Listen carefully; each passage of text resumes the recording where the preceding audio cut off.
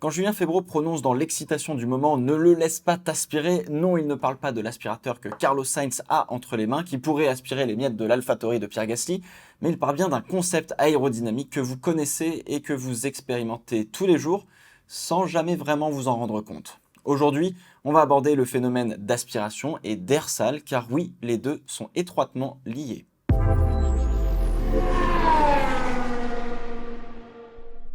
En sport mécanique, le phénomène d'aspiration est un des composants de la course dont les pilotes se servent pour pouvoir aller plus vite et dépasser. L'air sale ou le dirty air, comme on dit en anglais, est en revanche ce qui fait que les voitures ont du mal à se suivre dans un virage. Vous n'êtes pas sans savoir que l'air que vous respirez est un gaz plus ou moins dense et on ne le sent généralement pas lorsque l'on marche dans la rue, sauf s'il y a du vent ou une tempête. On sent l'air sur notre visage quand on court, sur notre corps quand on fait du vélo, et on manque de s'arracher le bras ou de s'ouvrir un petit peu trop la bouche quand on met la tête par la fenêtre d'une voiture qui roule à 130 km/h. Non, ne faites pas ça s'il vous plaît. Et plus on se déplace vite, plus l'air va opposer une résistance, et cette résistance va nous freiner. Pour pallier à ce frein naturel, entre guillemets, on peut tenter plusieurs méthodes. Avoir un gros moteur qui développe énormément de puissance, tellement de puissance que la résistance de l'air n'a que très peu d'influence sur notre vitesse finale, entre guillemets. Parfait, les F1 développent pas loin de 1000 chevaux, donc on devrait être pas trop mal là-dessus. Ou alors, deuxième option, avoir un profil de voiture qui engendre le moins de résistance à l'air. On parle alors d'aérodynamisme et plus particulièrement de la traînée aérodynamique. Si votre voiture ressemble à un mur, vous prenez de l'air en pleine face. Si votre voiture a la forme d'une fusée, vous facilitez le glissement de l'air sur sa carrosserie.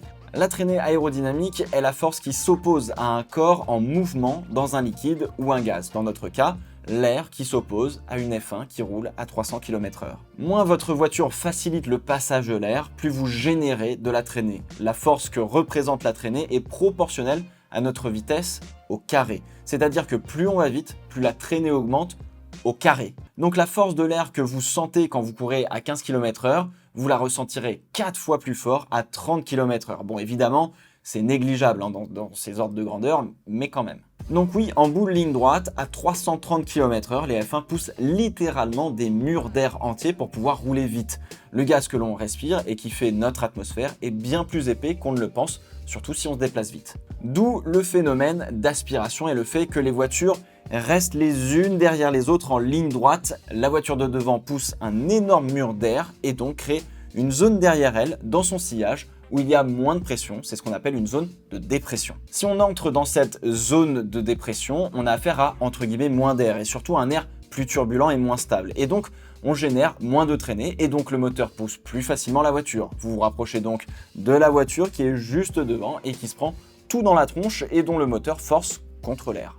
Si vous voulez tenter un dépassement, vous le ferez en bout de ligne droite lorsqu'il faudra freiner au moment où vous serez à la fois le plus proche et vous serez le moins longtemps exposé à ce mur d'air lorsqu'il faudra vous décaler. Sauf que si on lutte contre l'air en ligne droite pour aller plus vite, on s'en sert beaucoup plus lorsqu'il s'agit de tourner et de prendre un virage. Plus la voiture est poussée vers le sol, moins elle glissera. Pour ce faire, on a la première technique qui consiste à alourdir la voiture. Plus elle est lourde, plus elle est poussée entre guillemets vers le sol. Mais par contre, c'est pas top parce que du coup, il faut déplacer plus de poids pour le moteur et donc forcément, ça nous handicape un petit peu à la base. Sinon, deuxième option, parce que oui, il y a toujours deux options, on se sert de notre environnement, l'air, pour pousser la voiture vers le sol grâce à des éléments de carrosserie comme les ailerons. La carrosserie de la voiture, en particulier les ailerons, vont par leur profil appuyer la voiture au sol grâce à l'air qui va venir taper sur ces éléments, ce qui nous permettra de prendre les virages de manière plus rapide. Alors je vous ai déjà parlé du concept des fonds plats dans un Fast Explore. Pour les ailerons, le principe est le même. On a des ailes d'avion inversées qui poussent la voiture vers le sol, donc je reviens pas dessus. On a déjà parlé un peu d'appui aérodynamisme dans d'autres Fast Explore. Le petit problème que l'on a, c'est qu'il faut trouver un juste milieu entre avoir une voiture qui génère peu de résistance à l'air, donc peu de traînée, et une voiture qui se sert beaucoup de l'air pour pouvoir prendre des virages, donc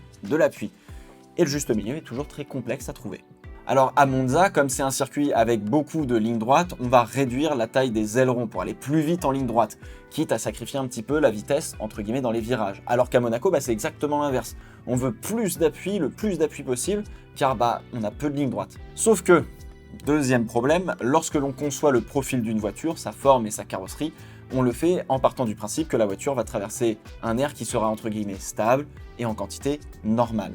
Or, lorsque l'on suit une voiture en ligne droite, on traverse l'air en plus petite quantité, entre guillemets, et cet air est aussi instable par le sillage que laisse la voiture de devant. Et donc, en virage, eh bien, ça nous pose un problème, car en suivant une voiture, on a moins d'air, donc des turbulences, donc moins d'appui, donc la voiture est moins poussée vers le sol, et donc on a moins d'adhérence, et donc on roule forcément moins vite. Se retrouver dans le sillage et dans cette fameuse zone de dépression de la voiture de devant, c'est ce que l'on appelle l'air sale ou le dirty air. L'air est très instable, turbulent et en plus faible quantité par rapport à quand on roule seul. Cette zone de dépression est un avantage pour la voiture qui suit lorsqu'elle est en ligne droite pour se rapprocher de la voiture de devant, mais un handicap lorsqu'elle se trouve en virage. Plus les voitures vont extraire l'air turbulent généré par leurs pneus et même la voiture en elle-même via les bargeboards en créant des vortex, plus le sillage sera perturbé et plus il sera difficile de suivre la voiture dans un virage. Et c'est un des grands problèmes de la F1 ces dernières années, c'est que les voitures génèrent trop de turbulences pour pouvoir se suivre dans un virage.